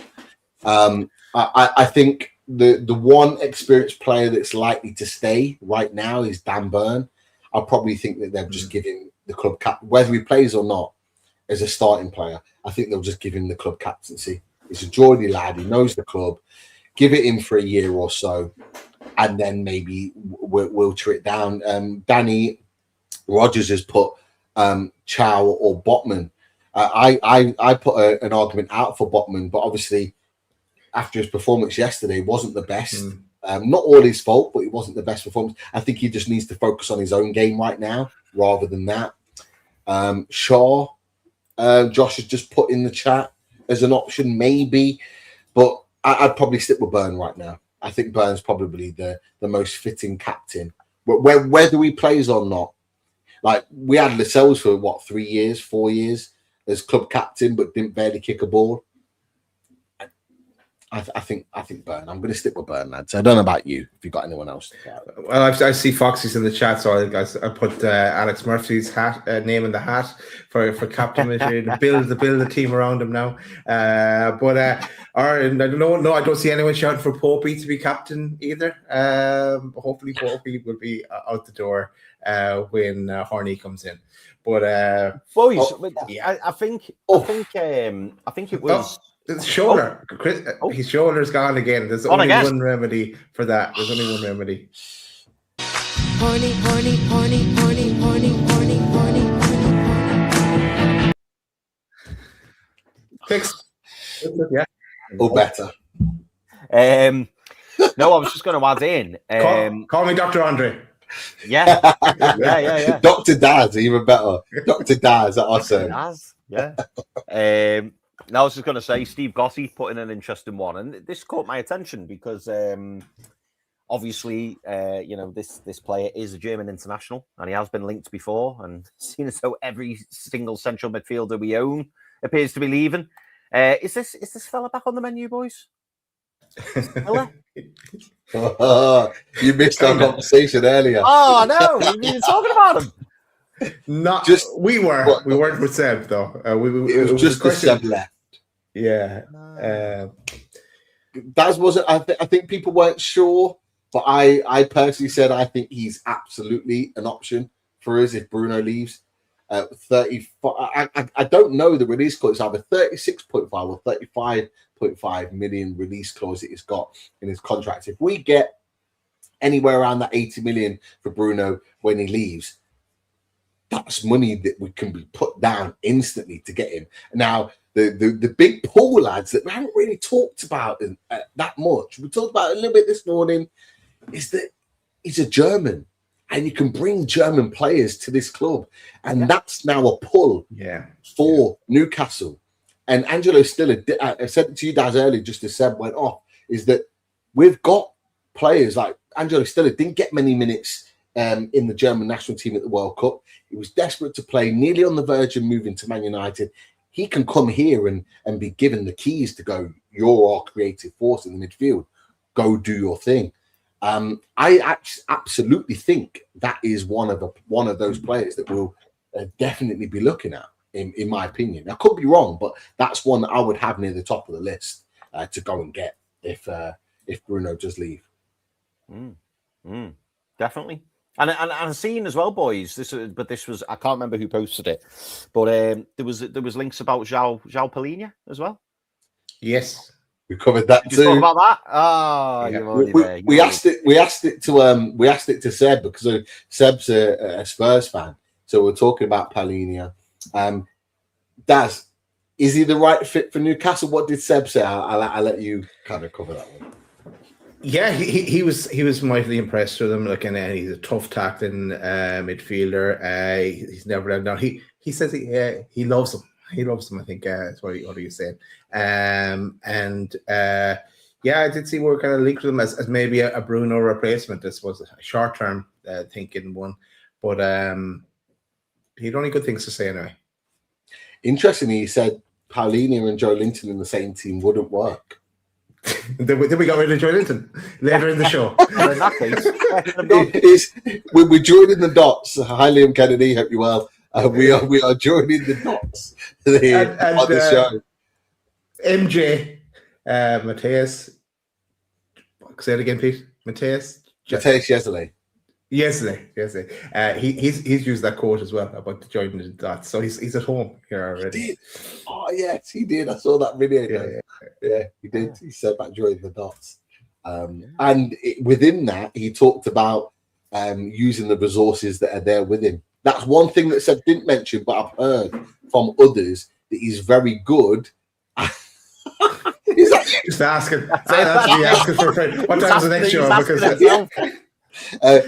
one thing that a couple of people that I've spoken to have said that he's really good at using the resources that are at his disposal. So it's not a case of having loads and loads of money like a Conte who's been linked. Apparently, Keith Downing said we talked to Conte, etc. It's not about having loads and loads of money at his disposal. It's about what he's got with him. He'll make it work, and he'll work with what he's got. And that's a unique trait in modern football, because a lot of modern football now, a lot of managers need a lot of this, but he's happy to work with what he's got and try and get the best out of them. So that was one thing within that video, Daz, that you talked about that I thought was quite interesting. And he's got to work within these parameters as well, hasn't he? Because it's quite clear, and we saw that from Eddie's post-match interview after Bristol last night when he was asked about Horny. He said, I don't know. He said, I don't know what's going on. Oh, I've said it now, haven't I? Maybe I said it.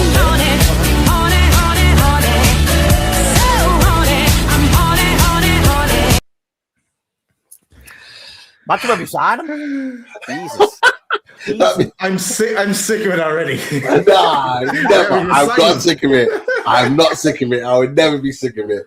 Hornicek, please come our way, because I bet if you're sick of that song now, you'll be even more sicker. You'll be even sicker of Nick Pope in goal next season.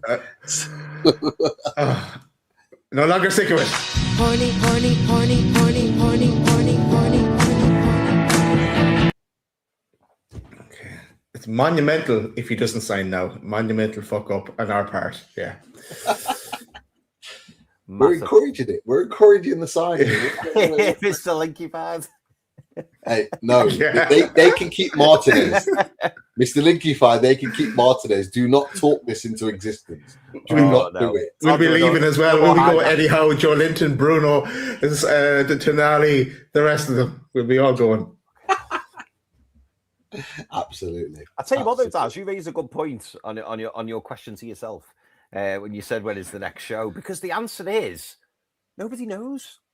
Nobody knows. It feels like bombs are just being dropped everywhere, and I fully expect us to be back here tomorrow talking probably Bruno. I think we will be. Yeah. I think we will be too. At some point.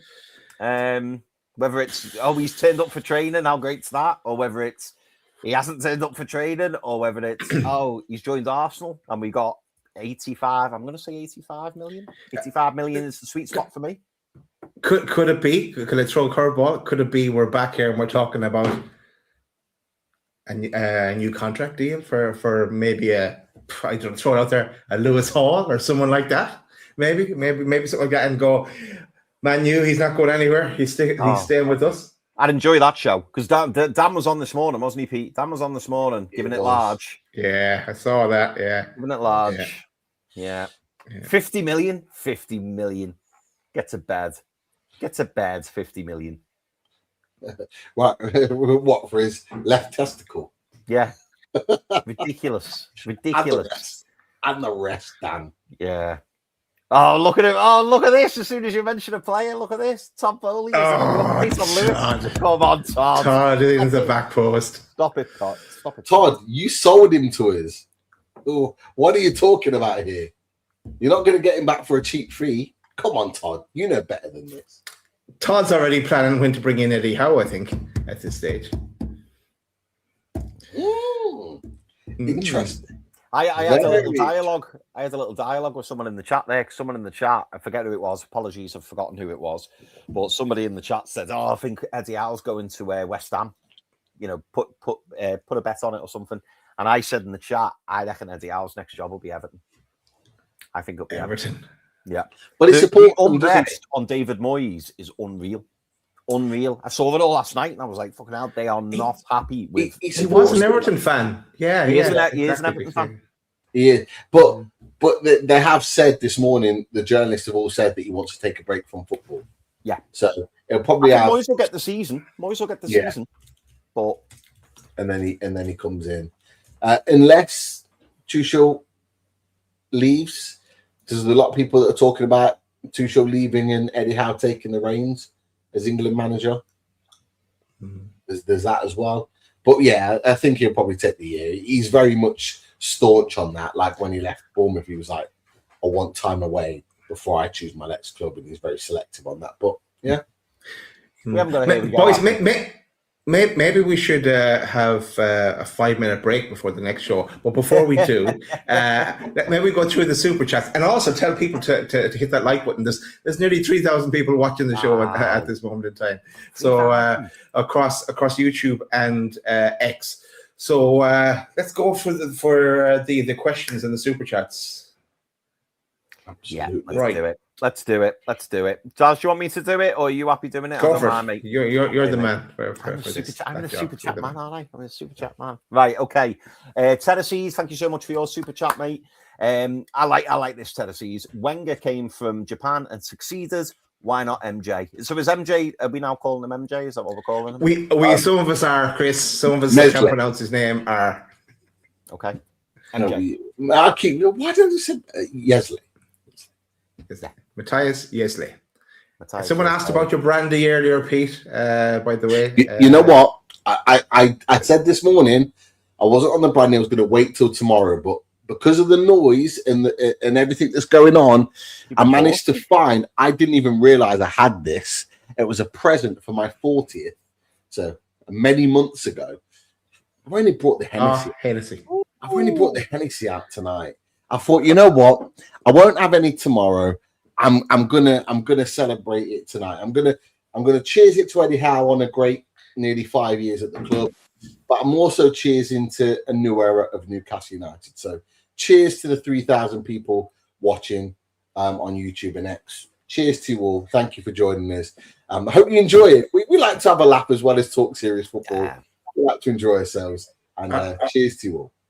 I know what my next soundbite is going to be. It's going to be Dr. Andre saying, no, you can't put down the brandy. Step away from the brandy. Hey, these people are going to see Saturday morning when the video drops. He does say, do not change your lifestyle completely. Have the things that you enjoy. You're going to hear that in the video that I have with Dr. Andre. And I cut that bit out. I've got a bad shoulder that only one goalkeeper can fix, but I've got something that I toast to every week, just as a nice little one-off treat. It's medicinal, Pete. It's medicinal. Absolutely. And he says, if Dr. Andre says it's okay for me. Happy days. People are probably wondering who Dr. Andre is. He's the doctor linked to our sponsor, Oxford Natural. And our loaded health journey is going to drop. We've decided to drop at 12 on Saturday morning. So it's where we will go face to face with the boys. Go face to face. I'm still on the stream here with Dr. Andre, but a good little chat, individual chat we had with him. So anyone who wants to come on that journey with us, go check that out on Saturday morning. And the link is in the description as well for Oxford Natural. So check out, and you'll see how we're getting on so far. But it's only the start of the journey. Yeah, absolutely. It's early days, isn't it? Early days. Daz, by the way, if we're calling him MJ, we need some kind of reference to the king. We need some reference to Michael Jackson there in some way. Whether it's a he or a white glove, I don't know. Whatever way. Shimon. Yeah. Exactly. Bit of a moonwalk, something like that. We could all moonwalk. Depends on how well the health journey goes. Who knows? Geordie Rachel Luke, thank you, mate. You've been a member for 20 months. Much appreciated, top guy. So what's this if it's not another phase? Wow, mate. This is, I think you know the way, as I said earlier, you know the way fans have been saying in the past few months. I've been one of them going, are we going into phase two? Are we in phase two? We're in phase two. this is 110% phase 2, and I think we've all just got to get on board and embrace it. You know, there's some people, I've seen a lot of people on socials today, you know, in bewilderment, saying, you know, this manager is unproven in the Premier League, it's a risk, etc., etc., etc. But as you know, the previous person on the super chat pointed out, you know, Wenger was unproven.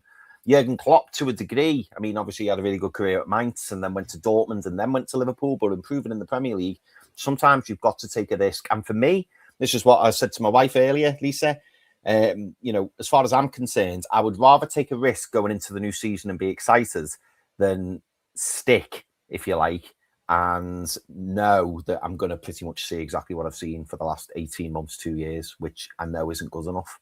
So I'm getting on board. I'm getting excited, and I'm looking forward to seeing what comes from all this. Will it work out? Who knows? But at least we're giving it a go. But thank you for the super chat there. Yeah, Pete, you might have missed this. I think you popped off before. We received some jewels, and we received a gold coin, and now we've got 10 jewels and a gold coin, and that's from Andrew. So thank you, Andrew. And yeah, it'd be interesting to see what that's all about. But yeah, apparently it's a new thing on YouTube. I'll explain it after what it is. I'm still trying to figure it out myself, but it's something I turned on today. Yeah. Look, it just goes to show we're just all about putting shows on for people that watch and for us to just chat Newcastle. We're not versed on the details and the super chats and all the other things that involve, because we just love talking football. We love talking football with us as a three. We love talking football with you guys. But we're very close to 3,000 people watching, as you boys have just said a minute ago. That's what we're all about. That's the priority for us, and we love it. At least someone knows. At least someone knows. Yeah, of course. Yeah. Go on. Craig Lee, thank you so much for your super chat, mate. Z German must have a decent war chest with sales. Mate, this is what we were saying earlier on today. If Bruno does go, not that we all want him to, but if he does go, again, it's just boosting those coffers. You look at the money that we've brought in since we sold Alexander Isak. Sandro Tonali, 100 million. Anthony Gordon rising to 75 million. Bruno, hopefully around the 85 million mark. Joe Linton, add him to the equation. It's a lot of money. You've got to spend it, right? Granted. But it certainly provides the opportunity and the platform to refresh this squad, which is what we need. We've all been crying out for it. We're going to run out of time, though. That's the only thing. We're going to run out of time because, like, the pace, even though we've brought in players and we've been moving faster than last summer, but we're still going to run out of road if we do sell Bruno and we're not going out and buying an £85 million player. No. Like it'll be a few young players that we bring in, I imagine, or maybe a bit of experience thrown in as well. But the positive does, though. In fairness, the positive is. Eddie Howe announced 2 or 3 weeks ago to the club he was leaving, so the club will have put this in place, which is why we've got MJ coming in. Joe Linton apparently has said this some time ago, end of the season, I think you said, Pete. He'd announced that you know they were his intentions. Bruno's probably the worst kept secret on planet Earth, so I'm sure the club will have put some contingency plans in place there. So you know you would hope that the club are ready to push some buttons. You would hope. And they won't just go, oh my God, we've sold Bruno. What should we do? In previous regimes, quite possibly. But it feels like we've actually got a bit of a plan on the go. You hope.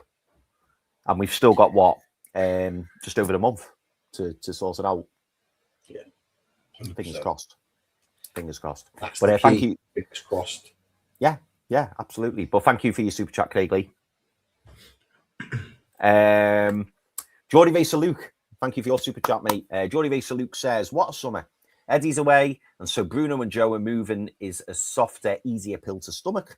This is phase 2. As Chris said, let's look at let's look at this positively and as a brand new chapter. Love that, Jordy Vasaluk. Daz, what are your thoughts on it, mate? That's all you can do. You can be bogged down by Gordon leaving, by Tonali leaving, but I don't even say it. But I will be pissed off if and when we're doing a Bruno show. with him leaving. But it's a new chapter. We have to move on. The only thing that and I said this to Keith Parvison, is that it's such a pity that we didn't. That the whole Isaac thing didn't happen, and we didn't build on from that, because it all went downhill from there, and we didn't build on that foundation. Now we have to build a new foundation, and then it's going to take us a long time. I imagine a few years to get back to where we were, and then again we'll be losing some of those players because we're going to have to trade. This is in our phase 2 model going forward. We have to trade. So I suppose there's no point getting too attached to players either. It's to go to that next level and to take the jump that we couldn't do this time. What kind of other blockades are going to be put in the way by the big six and the corruption that's there holding us back? So let's see. We'll go on another journey, boys. Yeah, and it's all part of one big journey, isn't it? I mean, Pete, are you looking at this positively? I know I totally hear where Daz is coming from, because it's frustrating. It's frustrating more than anything, because it does feel like everything is kind of collapsing around us. And maybe I'm, that gif, where the dog's in the house and everything's on fire, and I'm like, everything's fine. Maybe that is me at the moment, but I don't know. I just feel like the past for me. And you said it, I think you said at the very start, Pete, I've not enjoyed watching Newcastle in the last 12, 18 months. I've not enjoyed it. I really haven't. And, for one reason or another, but in the main, it's because of the football. And it's the same old stuff. And we've seen it with Bristol City last night. We saw it against Gateshead at the weekend.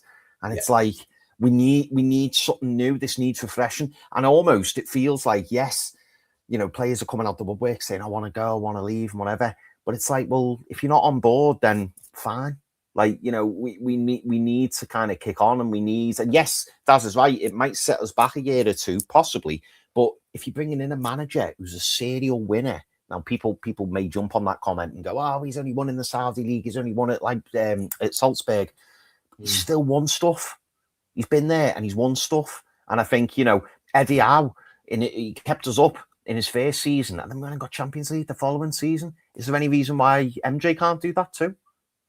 Well, look, first and foremost, like I said to you boys, probably back end of November, early December, that I wasn't enjoying watching Newcastle play football. I just wasn't enjoying the football that I was seeing.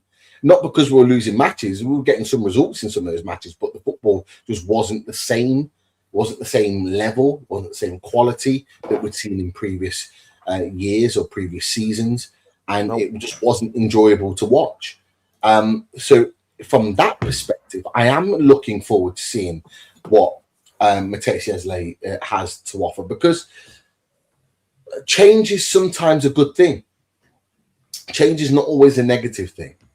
And look, we came to the conclusion, particularly after the Sunderland game, Daz mentioned it before, when the Palace game went through and we lost that game where it was there to be won for the majority of those 90 minutes and we threw it away, that was the point in which it was, okay, that's enough. Enough is enough. We need a change of manager. Give him the send-off, etc., etc. And we didn't do it. I look at what we've done now, and I look at what the manager's coming in and his potential, and I'm excited by that. I'm excited by seeing something different.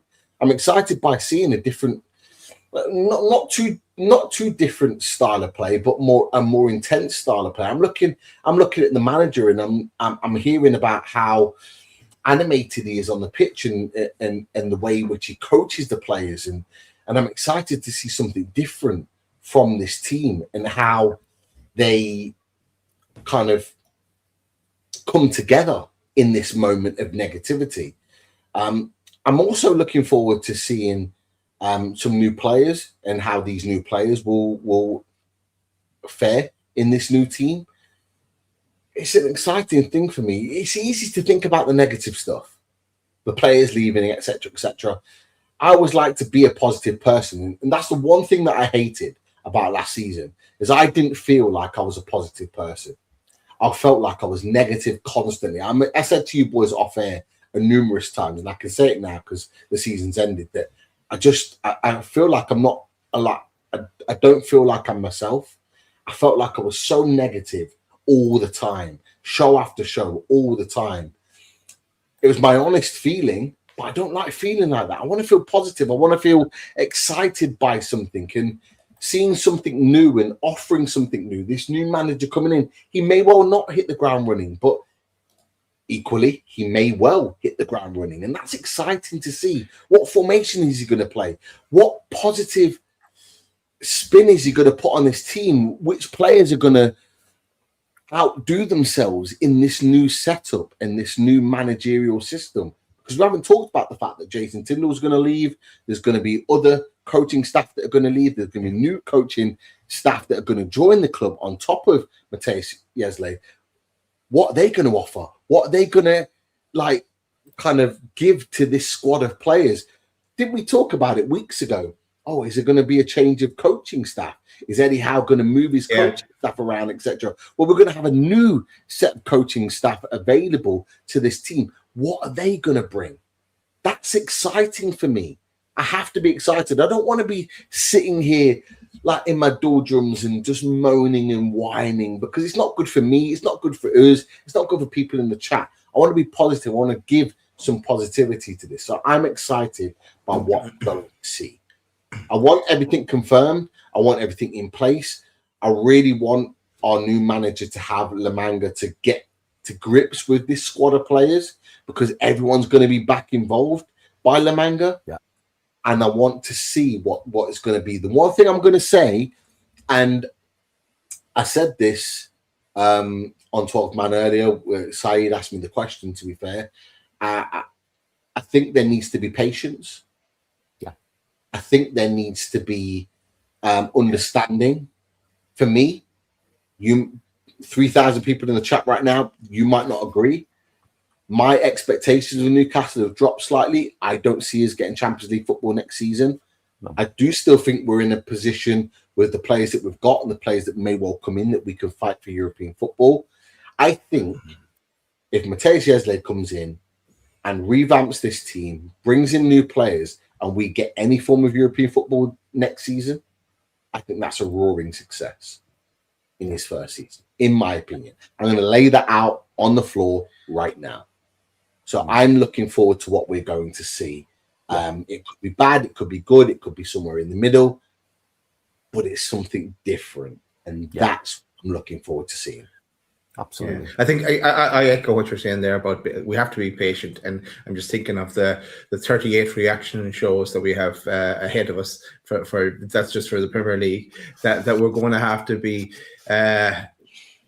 it's going to be a learning process as well, and expect unexpected. But this is go into it with don't expect an awful lot, let's say, and maybe be pleasantly surprised.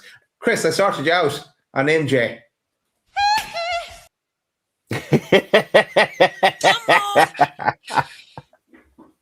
Any other requests? Michael Jackson requests? Oh, that's good. That I like that. We'll be using that quite a lot after every win.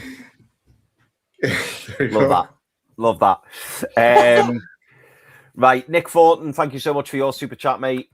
We have no real leaders beyond Bruno for captain. And do you know what, Nick? This is what I can't remember if we were talking about it, not this morning, but the last show, or whether we were talking off air about it.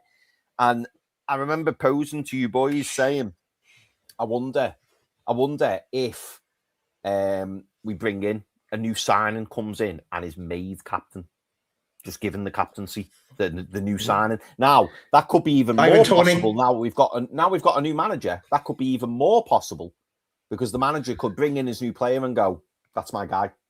And particularly if all of the the leadership group or the stalwarts of the team are leaving.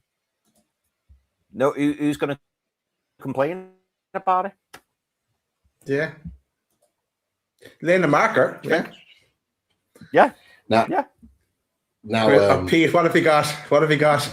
No. I've got a little something there, but Daz mentioned Ivan Toney, because obviously Ivan Toney was under Matthias Jaissle at his previous club. I say previous club; it's not been confirmed yet, but it will be soon. Another player, and I know Chris will be excited about this. I know exactly who you're going to say. You're going to say Mike Winger. One of my, he's in my all-time 11 for the Premier League, by the way. Riyad Mahrez, former Leicester. Riyad Mahrez, former Leicester, but we'll put that to the side for the second. Riyad Mahrez, if we brought him in with a number of experience, he's worked under him. That'll be. It's not the young player that we expect, but for a year or two, I know he's 34, 35, but still a quality player. That would be exciting. But look, we're in cloud cuckoo land right now. We're talking about that sort of stuff. But Craig Hope has given a bit of an update. He says, an update on Bruno Guimaraes within here. This was the piece earlier. No formal contact as of this afternoon, but should Arsenal make an offer north of 75 million mooted, there is an expectation that a deal will progress. So, look, it's going to happen at some point. No formal contact. Would someone at Arsenal just pick the phone up? Just pick the phone up and just make contact? Oh, the God. It's unbearable, isn't it? It's just unbearable. You read the same stuff all the time. Not about no Craig Hope. He's just reporting what he's heard. But it's just like, they're going to be in touch soon. They're advancing. They're negotiating. They're thinking about it. Jesus, he's back in training tomorrow. Why have you not put a bid in? Deary me. Deary me. Gonna have to have words with that damn Potts, Pete. Gonna have to have words with him, mate. I will. I've just got to shoot off 1 second. I'll be back. Yeah, go on, mate. Go on. Daz, we've had a super chat from Samsonite Dove. Thank you so much, Samsonite Dove. Top guy. They might sell Joe Linton to a PIF club. Yes, they can't use the funds for transfers, but they can use it to pay the UEFA fine. Yeah, possibly. For me, Samsonite Dove, I don't know about you guys, but for me, I think they'll look to maybe move him on to a Saudi club who aren't PIF owned, and hopefully there's your workaround.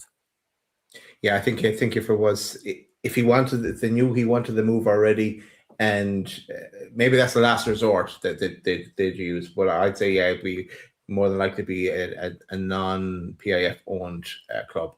But again, we'll see. We might be. Who knows? He might be sticking around yet. But we will see. Yeah. We will see. Daz, quick one for you. This one's from Nick Thornton. Thank you, Nick.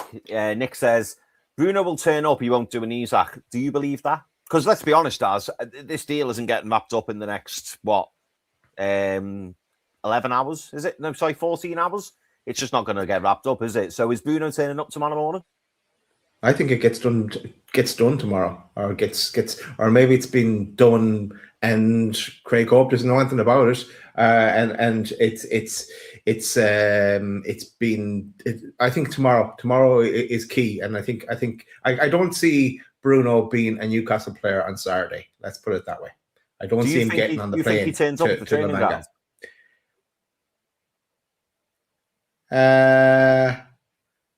If he does that mean he's staying? I don't know. It's with Eddie Howe gone now as well. If it was like at the start of the week, I thought if he turns up at the training ground with Eddie Howe, he's staying. So that was my thinking. But now with everything else that's gone on today alone, then no, I think it gets done tomorrow. So I'm thinking he doesn't turn up at the training ground tomorrow.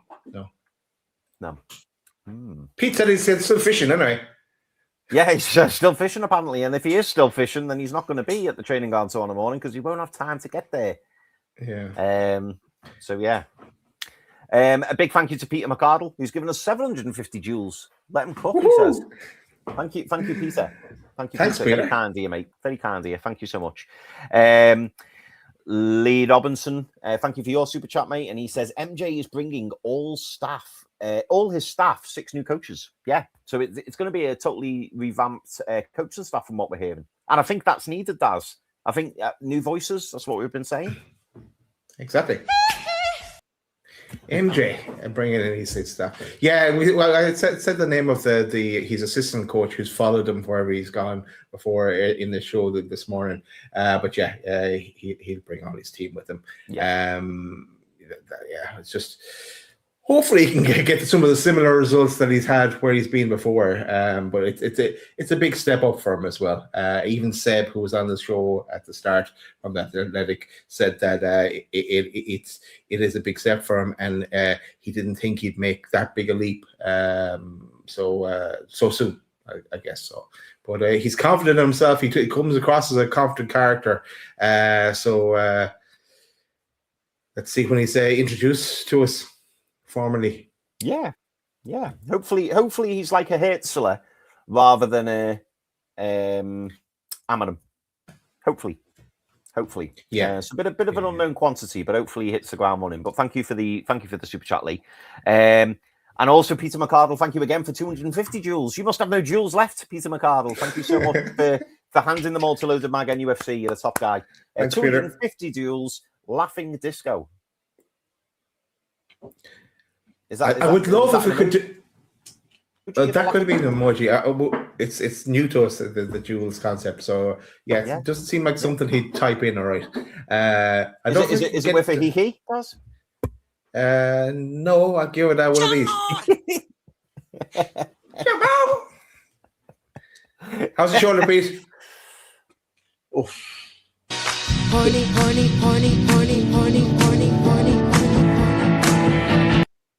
Goodness me. Bit better now. Boys, just to say, we're 3 people away from hitting 3,000 watching live. Oh no, 12 now. Oh, come on. Don't turn off. We want to get 3,000. To be fair, was it 3,000 a minute ago? We'll fluctuate, but we got there. We got there. Oh, good. Yeah, I didn't see it. But thank you everyone for tuning in. As we've already said all night, if you haven't hit that like button, please do. Please consider subscribing if you haven't subscribed already. By subscribing, you can then access the chat. You can get involved with our fantastic community who are throwing jewels around like there's no tomorrow. And obviously, you can put your comments in there and we will do our best to flash them on screen or read them out. But yeah, please do like the show. And once the show is finished, please don't forget to hype. We don't say hype enough, do we? No. So yeah, please do hype as well. Welcome to Loaded Mag UFC, the 24/7 Newcastle United news channel. Oh God, you're already talking about our next show. Yeah, I know. I'm going to be divorced, sleeping in my car tonight after today. This is madness. Yeah. Boys, I think we should maybe bring this show to a close, but I would not rule out another show. No, let me fizz through these last few super chats. Sorry, and I say fizz through. We've got quite a few. I will talk very, very quickly. David Knight, thank you for your super chat, mate. I'm so happy. I was literally dancing earlier. Yeah. We were, there's a lot of dancing and music and MJ and stuff tonight. But David, I'm pleased you're happy. And we are all collectively happy as well. So we share that. Matt Foxall, thank you for your super chat, mate. I agree with Chris. I'm excited with the new chapter. Love it, mate. Love it. And that's what we've got to be. We've got to be jovial, positive, excited. Lee Owens, he's throwing a few jewels around as well. Thank you, Lee. Lee's thrown 10 jewels over and a gold coin. Or maybe that is a gold coin. Who knows? But thank you very much, Lee. Where else are we? Stephen, thank you so much for your super chat, mate. Ivan Toney is the centre forward in Saudi. Possible season loan. I'd take a loan. But then that mean 4 strikers, Stephen. So we might have to let one of them go. Who knows? We'll leave that up to MJ. Nick Thornton, thank you for your super chat, mate.